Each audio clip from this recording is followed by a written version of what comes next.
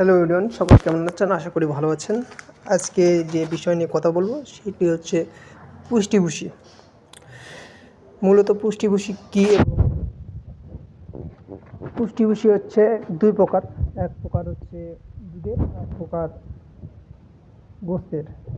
চলো ভিডিওটি দেখানো যাক। পুষ্টিভূষির বস্তা এবং এর গুণগত মান অনেক ভালো। যারা খাওয়াতে চান তারা খাওয়াতে পারেন। এই পুষ্টিভূষি দেখতেছেন, এটা হচ্ছে তোমার মোটা তাজাকরণের জন্য একটি পুষ্টিভূষি। দেশমাতৃকা ফুড প্রোডাক্টসের এটা প্রোডাক্ট। আর এখানে দেখতে পাচ্ছেন এটা হচ্ছে গাভী ভুষি। এটা দুধ বৃদ্ধিকরণের জন্য দেখা আছে। এখন দুগ্ধবতী গাভীর জন্য এগুলো তৈরি মূলত এখানে দেওয়া আছে গম, ভুট্টা, ডাল, খেসারি, মুসুর, অ্যাঙ্কার, মাসকলাই, সয়াবিনের খোল, সীতাগুড়, রাইস পলিশ, খৈল, সরিষা, সয়াবিনের তিলা, প্রয়োজনীয় ভিটামিন ও খনিজ লবণ দিয়ে এগুলো তৈরি।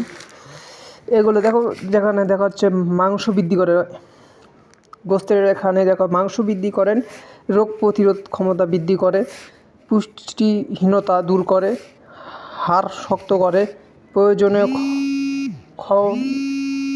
ক্ষমতা বৃদ্ধি করে, কৃমি বংশ বৃদ্ধির হ্রাস করে, খামারিদের চাহিদা পূরণে বৃদ্ধি করে।